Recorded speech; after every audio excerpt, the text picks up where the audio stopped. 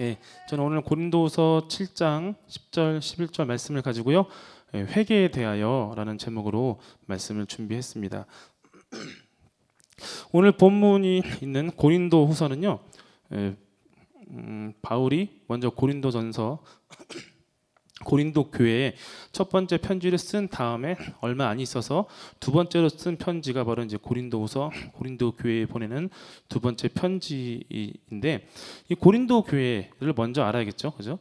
이 고린도 교회는 바울이 세운 교회입니다. 언제 세웠냐 하면은 2차 선교 여행을 가다가 그 루트에 있었는데, 이 고린도라는 지역에서 무려 1년 반 동안 이제 머무르면서 이 지역에 이 고린도 교회를 세웁니다. 1년 반 동안 선교 여행이라고 하는 것이 여행인데 무려 1년 반 동안이나 이 고린도 지역에 체류하면서 사람들을 가르치고 이 고린도 교회를 세웠습니다. 그래서 어느 정도 교회가 자리를 잡고 이제 건강하게 성장할 수 있는 기반이 마련되자 바울은 다시 또 선교 여행을 떠납니다.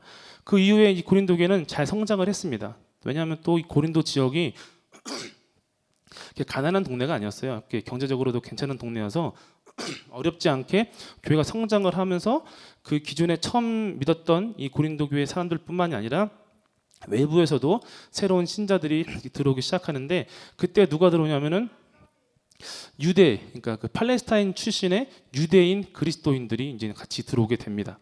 근데 문제는 이 사람들이 이 교회 안에서 문제를 일으켜요. 어떤 문제냐? 바로 이 교회를 세운 바울의 사도직을 공격하기 시작합니다. 말하는 거야, 무슨 바울이 사도야. 사도는 저기 예루살렘에 있는 예수님의 12 제자밖에 없어. 바울은 사도가 아니야. 사도면은 이런 막 기적을 막 발현하고 사람들을 막 살리고 이런 일이 있어야 되는 거 아니야? 우리가 보기에는 바울은 사도가 아니야 라고 하면서 사람들을 막 속이기 시작합니다. 꼬시기 시작하는 거예요. 선동하기 시작하는 거예요. 근데 이런 얘기를 들었을 때 고린도 교회 사람들이, 야, 무슨 소리야, 우리 교회는 바울이 세운 교회야, 바울은 그런 사람 아니야 하면 참 좋은데, 거기에 또 귀가 팔랑팔랑 넘어가고 거기에 동조를 하기 시작합니다. 그러면서 바울이 자기들과 함께 있었던 그 시절 동안에 바울이 보여줬던 행동들까지도 이제 의심스럽기 시작한 거예요. 예를 들자면은 바울은 성경을 보면은 바울은 말은 되게 좀 어눌하다고 나옵니다. 그러나 글을 되게 잘 쓰죠. 그래서 우리 성경에 남았는데 그런 것도 이제 이상하게 보이는 거예요. 아니, 지금 사도라고 하면서 말을 왜 이렇게 못해? 예. 나중에 바울이 천국에서 보재. 예, 그래서 말은 못하는데 떠나서 편지만 보내면은 편지는 되게 잘 쓰면서 자세도 같이 했을 때는 되게 부드럽고, 그런데 편지는 되게 강하고. 그래서 그때부터 그것도 의심스럽기 시작하고, 심지어는 또 바울이 자기의 사도직을 설명하기 위해서 사람들에게 해주던 그런 얘기도 딱 보니까 쟤는 왜 이렇게 자기 자랑만 해? 왜 이렇게 자기 잘난 얘기만 해? 하면서 바울이 이제 의심스럽기 시작한 거예요. 그러면서 이 고린도 교회가 위기에 빠집니다. 이 거짓 사도들에 의해서 이 교회가 굉장히 위기일로로 빠지게 되는데, 이 소식을 누가 들었을까요? 네, 하나님은 다 알고 계셨고, 예, 이 교회를 설립한 바울의 귀에도 들려옵니다. 그래서 바울이 그 당시에 또 다른 지역으로 이렇게 마게도니아 지방을 지나가면서 선교 여행을 또 하고 있었는데, 그 소식을 듣자마자 모든 여행을 딱 멈추고 바로 고린도 교회로 돌아옵니다.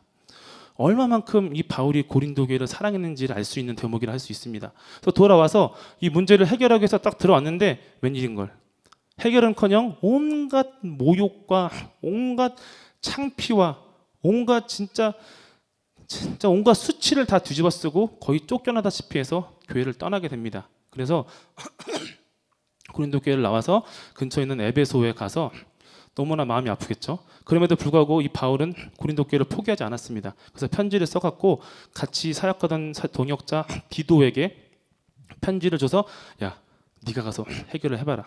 쟤네 내 말은 도저히 안 듣는다. 네가 나보다 말을 잘하니까 어떻게 해봐 하면서 디도가 알겠습니다 해서 편지를 두고 갑니다. 기다렸어요. 근데 바울이 얼마나 조바심이 나냐면은 그냥 기다리는 게 아니라 계속 옮기면서 기다렸어요. 디도가 돌아오는 루트를 자기가 거슬러 올라가면서 기다리다가 디도가 드디어 돌아왔습니다. 그때 디도가 어떤 소식을 전했을까요? 바로 기쁜 소식을 전했습니다. 어떤 소식? 바로 고린도 교회 사람들이 회개했다는 기쁜 소식을 전했습니다. 그래서 그 소식을 듣고 쓴 편지가 또 고린도 후서입니다. 그래서 여러분 우리가 회개라는 말을 되게 잘 씁니다. 그죠? 회개. 이 친구들끼리 그런 말 쓰잖아요. 야, 넌 좀 회개 좀 해야 돼. 그죠? 혹은 나는 좀 회개 좀 더 해야 되는데 이번에 시험 떨어진 게 뭐 회개를 안 해서 그런 것 같아. 뭐라든가 이번에 가서 넘어졌는데 회개를 안 해서 그런가? 뭐 이런 회개라는 말을 되게 쉽게 쓰고 쉽게 표현을 합니다. 그리고 또 우리가 실제적으로 우리가 살다 보면 실수도 하고 실패도 하고 또 다른 사람들 마음에 생채기를 주는 그런 일을 겪으면서 거기서 오는 죄책감을 우리가 덜기 위해서 회개를 합니다. 어떻게 합니까? 하나님께 우리 죄를 그대로 얘기합니다. 하나님 이차 저차해서 이런 죄를 지었습니다. 용서해 주세요라고 하면은 어떻게 합니까? 마음에서 죄책감이 이렇게 싹 사라지죠. 주로 이제 그런 형식으로 우리가 회개를 하는데 사실 성경에서는요 여기서 끝나면 안 됩니다. 성경이 말하는 회개는요 이보다 더 본질적이고 이보다 더 근원적입니다. 그래서 사실 성경이 원하는 그 회개의 수준에 도달하지 못한 회개는요 오늘 성경 본문에서 말한 것처럼 바울이 뭐랍니까? 10절에서 세상 근심은 사망을 이루는 것이니라. 세상 근심에서 그칠 공산이 크다 이겁니다. 그러면은 성경이 말하는 회개는 무엇인가? 오늘 그걸 한번 함께 같이 공부해 보도록 하겠습니다. 10절에는 보면 이렇게 말합니다. 제가 읽겠습니다. 하나님의 뜻대로 하는 근심은 후회할 것이 없는 구원에 이르게 하는 회개를 이루는 것이요 세상 근심은 사망을 이루는 것이니라 라고 합니다. 일단 앞에 있는 것은 나중에 보고 먼저 세상 근심은 사망을 이루는 것이니라. 세상 근심은 뭘까요? 세상 근심. 세상 근심은 이런 겁니다. 이런 거죠. 내가 죄를 지었어. 어떤 죄가 있어요. 근데 내가 그 죄 때문에 하나님이 나를 불이익을 주실 것 같아. 내가 죄 때문에 이번에 내가 추진하는 그 사업이 엎어질 것 같아. 내가 저번에 회개하지 못한 어떤 죄 때문에 내가 사랑하는 여자친구와 헤어질 것 같아. 내가 저번에 그 죄 때문에 나한테 어떤 불이익이 올 것 같아서 그런 두려움 때문에 하나님 앞에 내 죄가 잘못했습니다라고 말하고 하는 그것을 보고 바울은 세상 근심이라고 합니다. 다시 말해서 나의 먹고 마시고 사는 것에 피해가 올까봐 두려워서 하는 근심이 바로 세상 근심이다 이겁니다. 사실 이런 세상 근심은 이방인의 생각과 다를 바가 하나도 없어요. 그죠? 예수님 뭐라 하셨습니까? 너희는 무엇을 먹을까, 무엇을 마실까, 무엇을 입을까 걱정하지 말아라. 이것은 누가 구하는 거다? 이방인들이 구하는 것이다. 성경에는 이 근심의 대표적인 주자가 두 명이 나옵니다. 몇 명 더 있지만 대표적으로 두 명을 보겠습니다. 먼저 에서를 보겠습니다. 에서는 누구의 형입니까? 네? 네. 자, 형제님 자주 해주시고요. 예. 형제님 때문에 웃음이 나오지만 그러나 자, 에서는 누구의 형입니까? 야곱 맞습니까? 가끔은 누가 그러더라고요. 아벨이요, 막 이러고요. 예, 안 웃네요. 네. 예, 에서는 야곱의 형입니다. 야곱의 형. 야곱이 어떤 사람이죠? 예, 사기꾼이죠, 그죠? 동생한테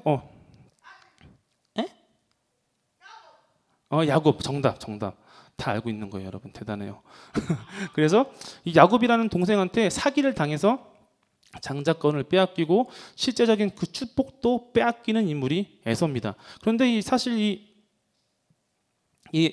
야곱만 잘못한 게 아니라 에서도 잘못했어요. 그죠? 자기가 장자임에도 불구하고 그 장자권이나 장자로서 해야 되는 의무에 굉장히 등한시했던 그런 사람입니다. 성경 창세기 27장 38절 한번 보겠습니다. 에서가 아버지에게 이르되 내 아버지여, 아버지가 빌복이 이 하나뿐이니까 내 아버지여 내게 축복하소서, 내게도 그리하소서 하고 소리를 높여 우니라고 합니다. 여기 이 장면 어떤 장면이죠? 예, 바로 그 축복을, 장자로서의 그 축복을 동생 야곱에게 빼앗긴 그 장면입니다. 그래서 그 순간에 에서가 막 울부짖습니다. 소리를 높여 아버지여 내게도 축복해 주세요.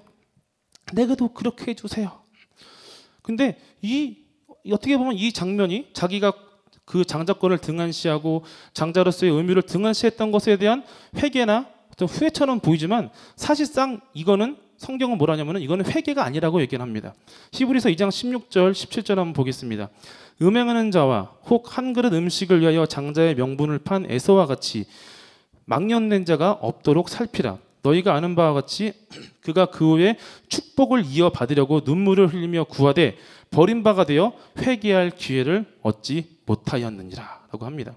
에서가 소리 높여 온 건요 회개한 게 아니에요. 왜 소리 높여 그랬습니까?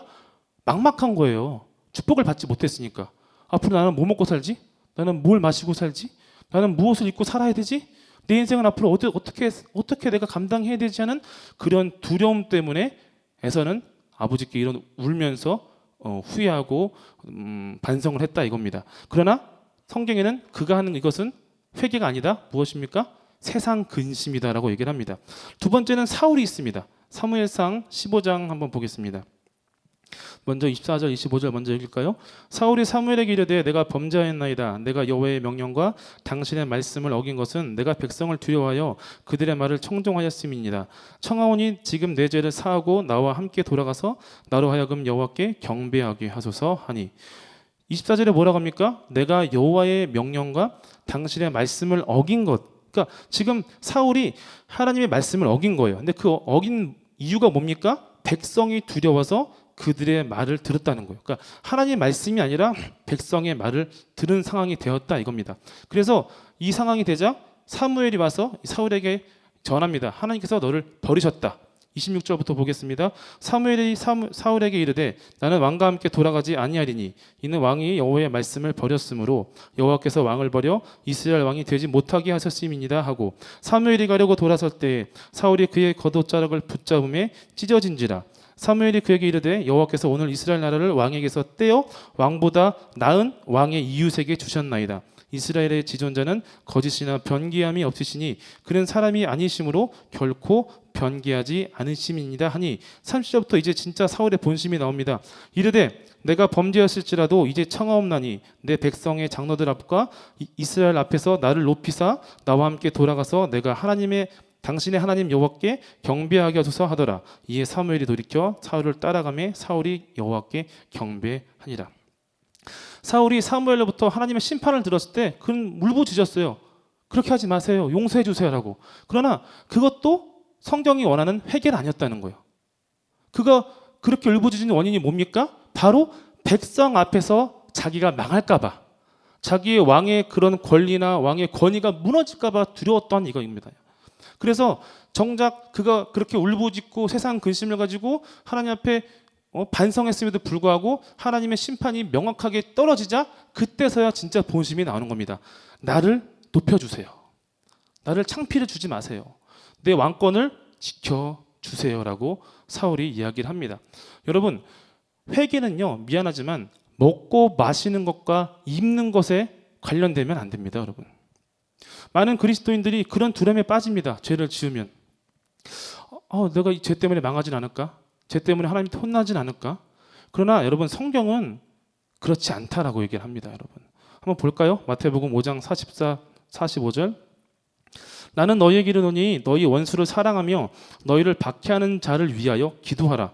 이같이 한즉 하늘에 계신 너희 아버지의 아들이 되리니 이는 하나님이 그 해를 악인과 선인에게 비추시며 비를 의로운 자와 불의한 자에게 내려 주심이라. 뭐라고 하십니까? 악인을 위해서라도 기도해 주라는 거예요. 너를 박해하는 사람을 위해서라도 기도해 주라는 거예요. 원수를 사랑하라는 거예요. 왜? 하나님은 악인이나 선인이나 동일하게 먹이시고 그를 살 수 있도록 도와주신다는 거예요. 여러분, 하물며 여러분이 하나님 앞에 어떤 실수를 하고 때로는 넘어질 때가 있습니다.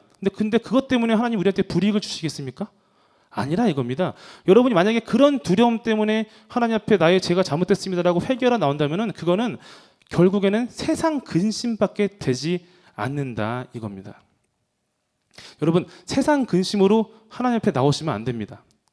오직 하나님께서 우리에게 주시는 그 근심을 따라서 하나님 앞에 나오시길 바랍니다. 그럼 한번 보겠습니다. 하나님의 뜻대로 하는 근심이 무엇인가?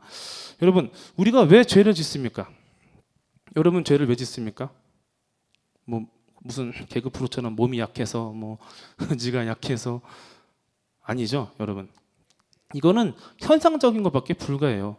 근본적인 건 뭐냐면 우리가 하나님을 외면하고 하나님을 거절하기 때문이다 이겁니다. 여러분, 우리가 죄를 짓는 이유가 뭡니까? 하나님이 살아계심에도 불구하고 하나님을 우리가 외면하는 거예요. 하나님이 지금도 역사하시고 지금도 일하심에도 불구하고 그의 역사와 그의 통치를 우리가 거절하기 때문에 우리가 죄를 짓는다 이겁니다. 아담과 하와를 기억하십니까? 아담과 하와의 죄가 무엇입니까? 아담과 하와는 하나님과 함께 그 에덴 동산에서 먹고 마시고 함께 거주할 수 있는 그런 권리를 가졌음에도 불구하고 하나님을 거절했습니다.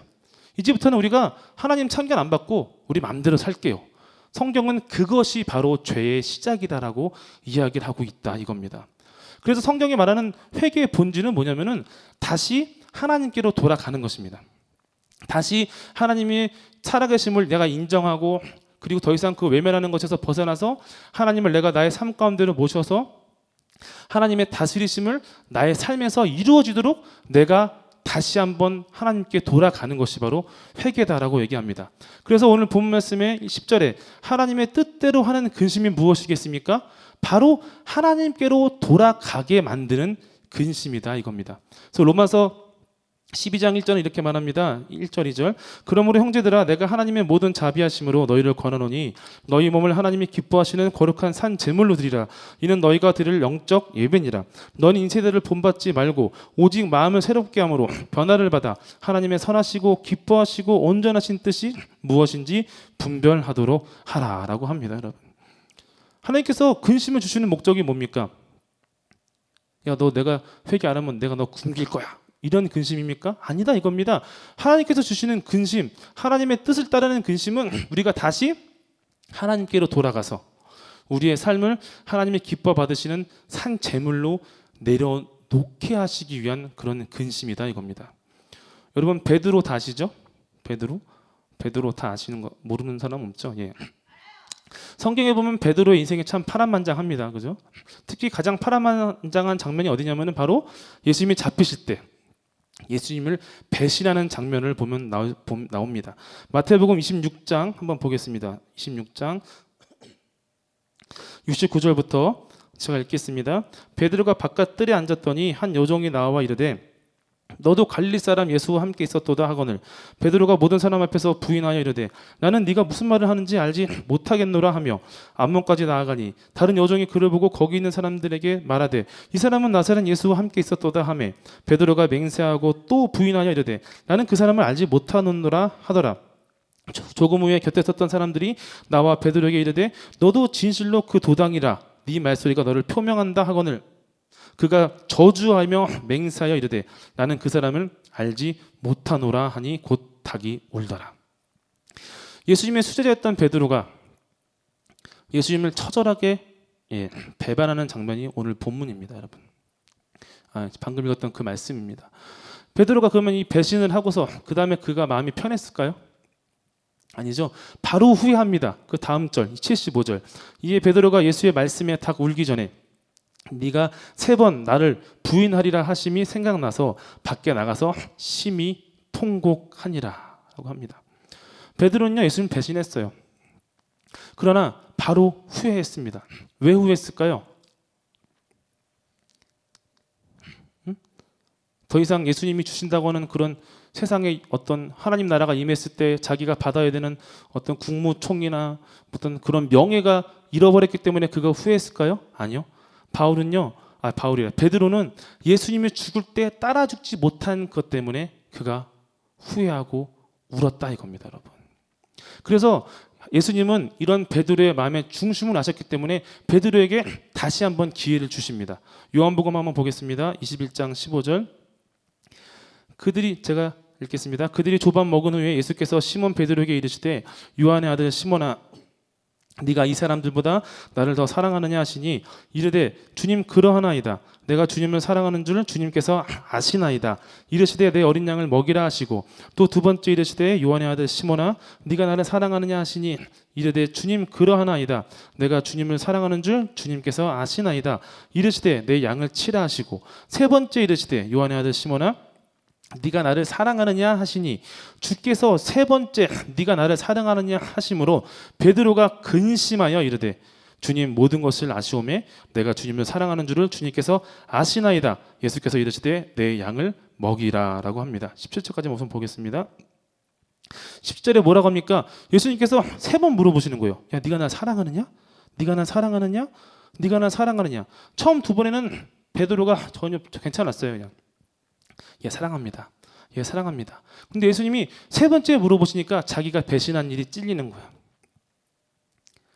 예수님을 내가 따라 죽겠습니다라고 했지만 정작 그때가 되자 부인하게 도망갔던 자기의 과거와 또 사람들 앞에서 예수님을 부인했던 그 과거가 떠오르면서 그가 근심하기 시작합니다. 뭐라고 합니까? 근심하여 이르되.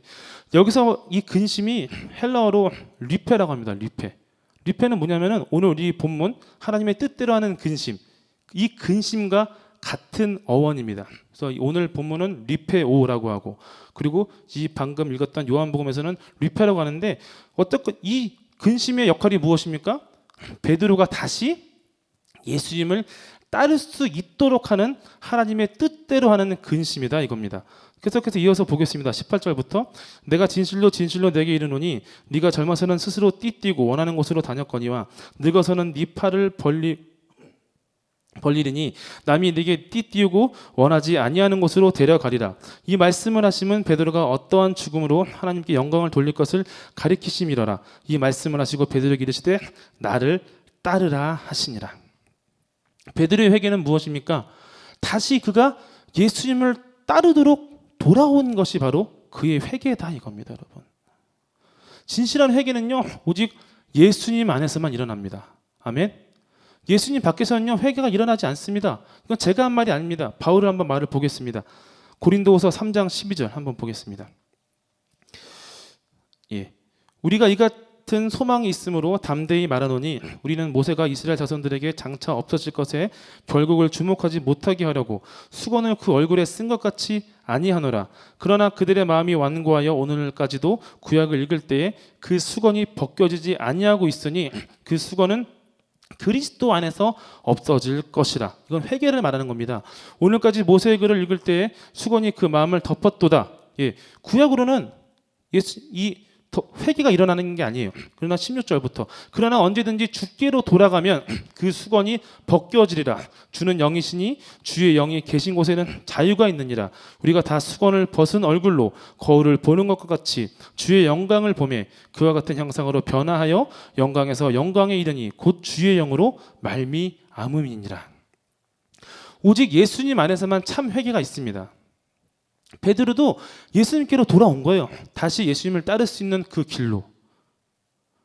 오직 그때만 참 회개가 일어납니다, 여러분. 그리고 그 회개가 일어나야지만 진짜 자유가 무엇인지 알고 그리고 하나님의 영광을 보게 되고 어떻게 됩니까? 그와 같은 형상으로 변화하게 된다 이겁니다, 여러분. 이것이 진짜 회개입니다. 진짜 회개는요 우리를 두려움으로 끌어가지 않습니다. 하나님의 뜻을 따라 하는 근심은요 우리를 생명으로 이끌어가는 근심이다 이겁니다. 그럼 우리가 어떻게 내가 하는 회개가 진짜 회개인지 알 수 있을까? 한번 오늘 본문 11절 한번 보겠습니다. 11절을 보면요 그 고린도 교회 사람들이 이 바울을 공격한 것을 회개하면서 나타난 현상들이 나옵니다. 간단하게 한번 보겠습니다. 먼저 뭐가 나옵니까? 간절하게라고 합니다. 간절하게. 이거를 다르게 번역하면 열성, 열심인데 어떤 열정이냐, 어떤 열심이냐, 바로 바울과 관계를 회복하기 위한 간절함이었다 이겁니다. 그러면 바울과 관계를 회복하면 거기서 끝납니까? 아니죠. 바울과 관계를 회복함으로 인해서 하나님과의 관계를 그들이 회복하기를 간절하게 원했다고 합니다.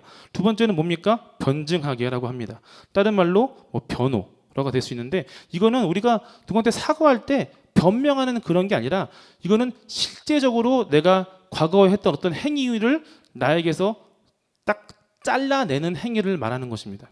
그러니까 이 고린도 교회 사람들이 회개하기 이전에는 바울을 막 공격하고 핍박했다면은 이제는 다시는 그런 일이 그들 교회 안에서 일어나지 않도록 하겠다고 하는 그런 결단을 말하고 있습니다. 그리고 세 번째는 뭡니까? 분하게라고 합니다.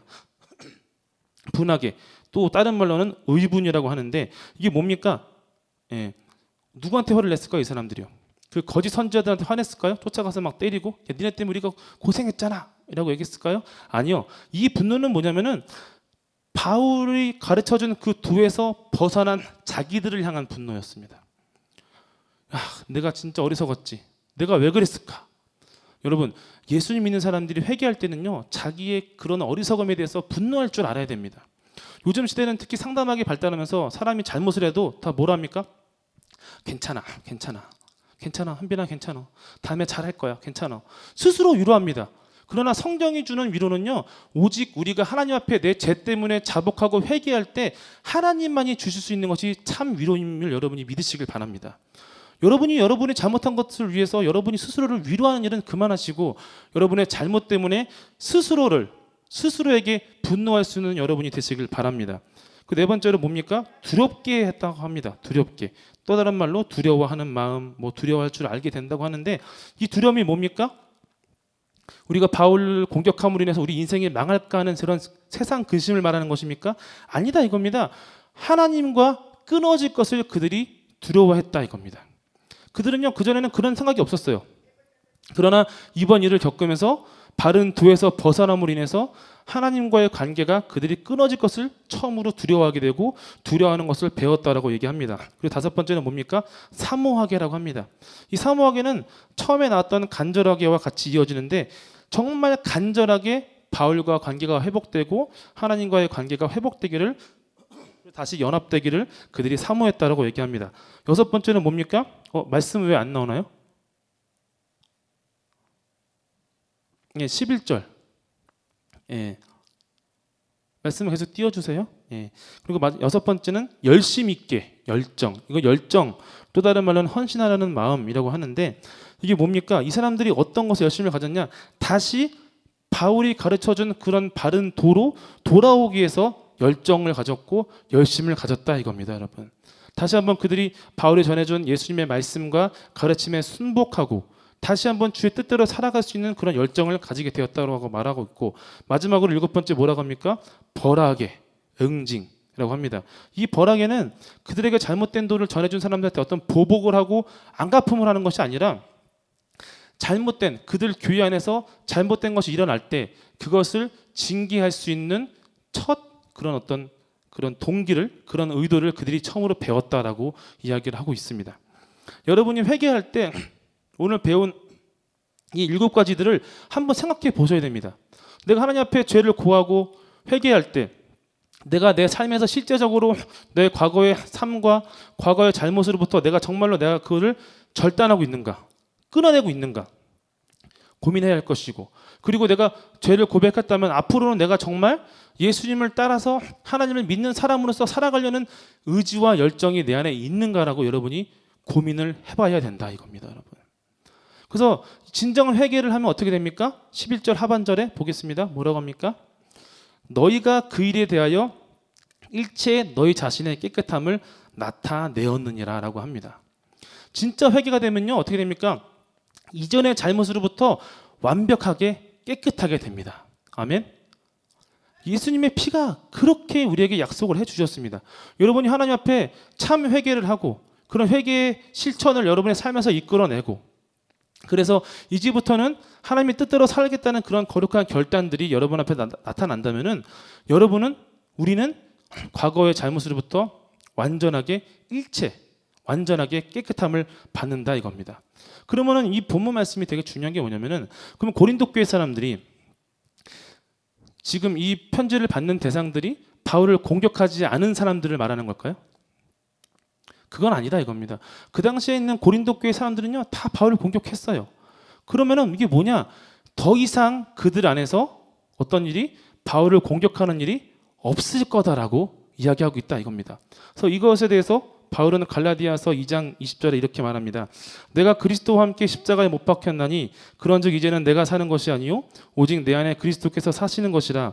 이제 내가 육체 가운데 사는 것은 나를 사랑하사 나를 위하여 자기 자신을 버리신 하나님의 아들을 믿는 믿음 안에서 사는 것이다 라고 바울은 말하고 있다 이겁니다. 여러분, 우리 가운데 죄인 아닌 사람이 있습니까? 아닙니다. 성경은 말하기를 모든 사람이 죄 가운데 태어나서 죄 가운데 살다가 죄 가운데 죽을 수밖에 없다라고 고백하고 있습니다. 그러나 우리는 더 이상 죄인으로 살 수가 없습니다. 왜요? 예수님이 오셨기 때문입니다, 여러분. 여러분, 예수님의 부활의 생명은요, 우리가 나중에 예수님이 돌아오셔서 혹은 우리가 죽어서 천국에 갔을 때 받는 게 아닙니다, 여러분. 그때도 물론 받지만 이 부활의 생명은요, 우리 인생에서 실제적으로 나타나는 능력이다 이겁니다. 갈라디아서에서 뭐라 합니까? 이제는 우리가 더 이상 육체로 사는 것이 아니다. 무엇으로 삽니까? 바로 그리스도 예수로 산다라고 고백하고 있다 이겁니다. 이것이 바로 진짜 회개입니다, 여러분. 회개. 여러분이 그전에는 세상 근심 때문에 반성하고 또는 우리의 어떤 인간의 탐욕과 어떤 그런 우리의 나의 자아를 위해서 나의 이기심을 위해서 살았다면은 이제부터는 그것들을 완벽하게 청산한 다음에 어떻게? 이제부터는 예수님의 생명으로 예수님의 말씀으로 살아가는 것이 바로 회개다 이겁니다, 여러분. 여러분, 성경이 원하는 회개에 도달해야 됩니다, 여러분. 내가 잘못해서 내가 어떤 불이익을 당할까 봐 두려워하는 것은요, 하나님이 원하시는 게 아닙니다. 여러분이 죄를 지었을 때 그 죄를 자꾸 생각나게 하시고 자꾸 떠오르게 하시는 목적은 딱 하나입니다. 돌아오라 이겁니다. 돌아오라.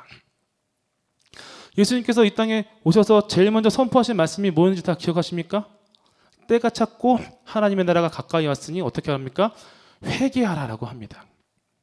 제가 몇 번 말하지 않았습니까? 이 회개하라는 돌아오는 것입니다. 돌아오는 것.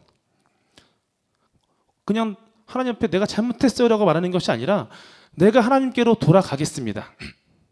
그리고 이제부터는 내가 육신의 힘으로 육신의 목적을 위해 사는 것이 아니라 하나님의 뜻대로 살겠습니다라는 고백을 하고 그런 결단을 가지고 여러분의 삶에서 실제적인 변화를 만들어가는 것이 바로 진짜 성경이 원하는 회개다 이겁니다.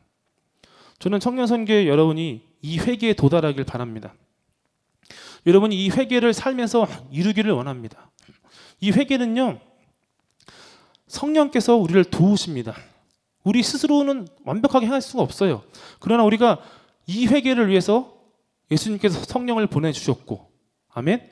그리고 이 성령께서 도우실 때 우리 삶에서 진짜 회개가 일어나매 여러분이 지금 이 시대와 이 나라 가운데서 예수님 믿는 사람으로서 살아갈 수 있게 됨을 여러분이 믿으시길 바랍니다. 회개하지 않으면 안 됩니다. 회개하지 않으면요 할 수가 없습니다. 회개하지 않으면은 여러분이 매일마다 부딪히는 그런 삶의 한계와 여러분이 삶마다 겨치는 나 자신에 대한 실망에서 여러분은 벗어날 수가 없습니다. 회개하시길 바랍니다. 회개하시길 바랍니다. 아멘. 여러분 회개하시길 바랍니다.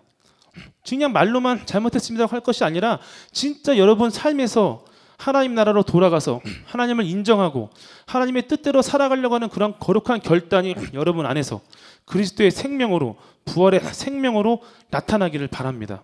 그때 우리 청년선교회가 정말 놀랍게 변화될 줄을 믿습니다. 회복될 줄을 믿습니다. 여러분을 통해서 지금 이 예수 가족기뿐만이 아니라 일산과 파주시에 정말 하나님께서 품고 계신 거룩하신 뜻이 이루어질 줄을 믿습니다. 누구를 통해서? 바로 회개한 한 사람의 그리스도인을 통해서 이루어지는 것입니다, 여러분. 그 한 명이 바로 여러분이 되시길 바랍니다. 아멘. 잠깐 기도하겠습니다. 우리가 잠깐 기도하겠습니다.